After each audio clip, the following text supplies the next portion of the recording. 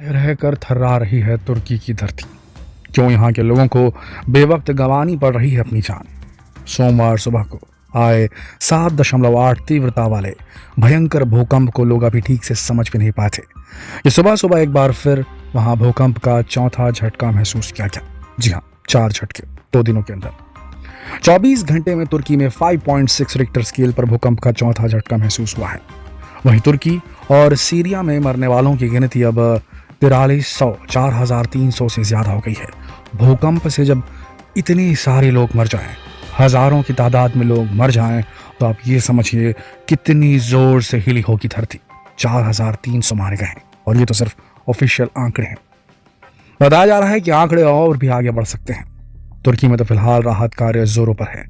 दुनिया भर के कई देश तुर्की की मदद के लिए आगे भी आ रहे हैं, लेकिन यहाँ आपके लिए जानना बेहद जरूरी है कि आखिर क्यों तुर्की में इतनी बड़ी तबाही आई है।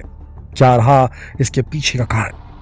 तुर्की में हर बार क्यों आते हैं इतने भूकंप, और इस बार का भूकंप सन 1939 के बाद सबसे खतरनाक क्यों है। जी हाँ, तुर्की में पहले भी आ चुके हैं भूकंप और लगातार आ रहे हैं। जानते हैं इन सभी सवालों के जवाब। पर उससे पहले अगर आपने हमारे चैनल को सब्सक्राइब नहीं किया तो यही सही समय है, अभी सब्सक्राइब कर लीजिए और बेल आइकन को प्रेस कर दीजिए। पहला भूकंप तुर्की के गाजियानटेप प्रांत के करीब नूरदागी में आया, जो सीरिया के बॉर्डर पर है। दूसरा भूकंप एकिनोझाऊ में आया, जो कहारनामारस के पास है। और तीसरा भूकंप गोक्सान में आया, जो इसी प्रांत में पड़ता है। 3 बड़े भूकंप के बाद तुर्की और सीरिया में तबाही का माहौल है। रिक्टर स्केल पर 7.8, 7.6 और 6 की तीव्रता वाले भूकंप के बाद हर तरफ लाशों का ढेर लगा हुआ है। कहा जा रहा है कि भूकंपों ने तुर्की और सीरिया को कम से कम 6 बार जोर जोर से हिलाया। सबसे बड़ा झटका 40 सेकंड तक महसूस किया गया। इसी ने सबसे ज्यादा तबाही भी मचाई। वहीं मंगलवार को भी तुर्की और सीरिया में भूकंप के बाद झटकों के आने का सिलसिला जारी है। 24 घंटे में यहाँ पर कई झटके आ चुके हैं, जिनके बाद लोगों में दहशत का माहौल है। हजारों लोग घायल हैं और इमारतों के मलबे में अपनों की तलाश जारी है। इस विनाशकारी भूकंप के बाद राष्ट्रपति सरब तैयब एर्दोगन की तरफ से 7 दिनों का राष्ट्रीय शोक घोषित किया गया है। असल में तुर्की 4 टेक्टोनिक प्लेटों के जंक्शन पर बसा हुआ है, इसीलिए किसी भी प्लेट में जरा सी हलचल पूरे इलाके को हिला देती है। ये जिन टेक्टोनिक प्लेटों की हम बात कर रहे हैं, ये धरती के नीचे अलग अलग लेयर्स में बनी हुई हैं, और इन्हीं प्लेटों के टेक्टोनिक प्लेटों के आगे पीछे होने की वजह से, मूवमेंट की वजह से, टकराने की वजह से आपस में ये जो है हलचल होती है, भूकंप आते हैं। और इन्हीं टेक्टोनिक प्लेटों के जंक्शन पर, जहाँ 4 टेक्टोनिक प्लेटें आपस में टकराती हैं, वहाँ स्थित है तुर्की। तो धरती के नीचे जो हो रहा है उसका खामियाजा भुगतना पड़ रहा है तुर्की के देश को। इस बार भी हलचल इतनी तेज थी कि तुर्की के बाहर सीरिया, लेबनान और इवन इजराइल तक की धरती हिल गई। तुर्की का ज्यादातर हिस्सा एनाटोलियन प्लेट पर है। एनाटोलियन का मतलब है छोटा एशिया। इस बारे में डिटेल में बात करते हैं। जी हाँ, अब तुर्की में इतना बड़ा भूकंप क्यों आया, इसे समझने के लिए हमें पहले धरती के डिजाइन को समझना होगा। हमारी धरती 4 परतों से बनी है, inner core, outer core, mental और क्रस्ट।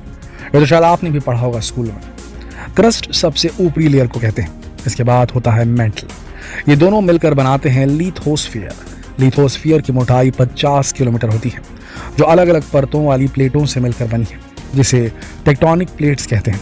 अब धरती बड़ी बड़ी टेक्टोनिक प्लेट्स पर स्थित है। इसके नीचे तरल पदार्थ लावा है, जिसमें ये प्लेट्स लगातार तैरती रहती है और कई बार आपस में टकरा भी जाती है।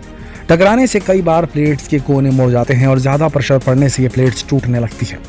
ऐसे में नीचे से निकली एनर्जी बाहर की ओर निकलने का रास्ता खोजती है और इस डिस्टरबेंस के बाद ही भूकंप आता है। ये कह लीजिए यही डिस्टरबेंस भूकंप है। अब जहां तक बात तुर्की की है, तो तुर्की दुनिया के सबसे भूकंप संभावित देशों में से एक है। तुर्की में बार बार भूकंप आने के पीछे का कारण दरअसल उसका लोकेशन ही है। तुर्की का लोकेशन इसे 4 अलग अलग टेक्टोनिक प्लेट्स के ठीक ऊपर खड़ा करता है। जैसा कि हमने आपको बताया कि तुर्की का ज्यादातर हिस्सा एनाटोलियन टेक्टोनिक प्लेट पर बसा है। ये प्लेट यूरेशियन, अफ्रीकन और अरेबियन प्लेट्स के बीच में फंसी हुई है। जब अफ्रीकन और अरेबियन प्लेट्स शिफ्ट होती हैं, तो तुर्की सैंडविच की तरह फंस जाता है। इससे धरती के अंदर से ऊर्जा निकलती है और यहाँ भूकंप आते हैं। बता दें कि सोमवार को यहाँ जो भूकंप आया वो नॉर्थ एंटोलियन फॉल्ट लाइन पर आया था। तुर्की में ज्यादा भूकंप क्यों आते हैं ये तो हमने समझ लिया, लेकिन इस बार का भूकंप इतना ज्यादा खतरनाक क्यों रहा?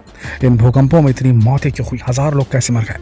तो इसका सीधा साधा जवाब है भूकंप की तीव्रता। जी हाँ, 7.8 इंटेंसिटी वाले भूकंप को बेहद खतरनाक माना जाता है। इसकी वजह यह है कि इससे करीब 32 पेटाजूल एनर्जी निकलती है, यानी इससे न्यूयॉर्क जैसे बड़े शहर को 4 दिन से ज्यादा बिजली मिल सकती है। वहीं जानकारों का कहना यह भी है कि 7 तीव्रता वाले भूकंप से हिरोशिमा में हुए परमाणु हमले में निकलने वाली ऊर्जा से 32 गुना ज्यादा एनर्जी निकल सकती है। अब शायद आप भी ये बखूबी समझ सकते हैं कि तबाही क्यों और कितनी बड़ी हुई होगी। हालांकि इस तरह के भूकंप की वजह से होने वाले नुकसान 2 बातों पर डिपेंड करते हैं। पहली, जहां भूकंप के झटके महसूस हुए वहां की पॉपुलेशन डेंसिटी कितनी ज्यादा है, और दूसरा, भूकंप का सेंटर धरती के कितने नीचे रहा है। बता दें कि सोमवार को यहाँ आए भूकंप की गहराई जमीन के 4.3 मील यानी कि 7 किलोमीटर ही नीचे थी। वहीं जहां तक बात गांजिया टेप इलाके की पॉपुलेशन डेंसिटी की है तो वो 310 पर स्क्वायर किलोमीटर है। तुर्की में आए इस भूकंप को अगर आप थोड़ा और टेक्निकली समझना चाहेंगे तो आपको बता दें, जब भूकंप से निकलने वाली एनर्जी धरती की सतह पर पहुंचती है तो उस पॉइंट से वो 2 तरीके से आगे फैलती है। पहली रैली वेव के रूप में और दूसरी लव वेव के रूप में। रैली वेव्स समुद्र में उठने वाली लहरों की तरह आगे बढ़ती है। इसमें किसी ताकतवर व्हीकल के पहिए की तरह उसके चारों ओर एनर्जी निकलती है। ये शांत पानी में पत्थर मारने जैसी लहर होती है और उसी तरह आगे बढ़ती है। ये एक तरह से जमीन को जोतती चली जाती है। इससे भयंकर तबाही मचती है। लव वेव सांप की तरह चलती है। इसमें कंपैरेटिवली कम तबाही मचती है। अब तुर्की में रैली वेव ने ही तबाही मचाई है, ये एक सच्चाई है। वहीं अगस्त साल 1999 में तुर्की के पश्चिमी शहर इज़मित में आए 3.4 तीव्रता के भूकंप में 17,000 से अधिक लोग मारे गए थे। वहीं नवंबर साल 1976 में 7.3 तीव्रता के भूकंप ने करीब 5,000 लोगों की जान ली थी। वैसे जब भूकंप की बात हो ही रही है तो आपको इसे मापने वाले रिक्टर पैमाने के बारे में भी बता ही देते हैं। दरअसल रिक्टर मैग्नीट्यूड स्केल 1 से 9 तक होती है।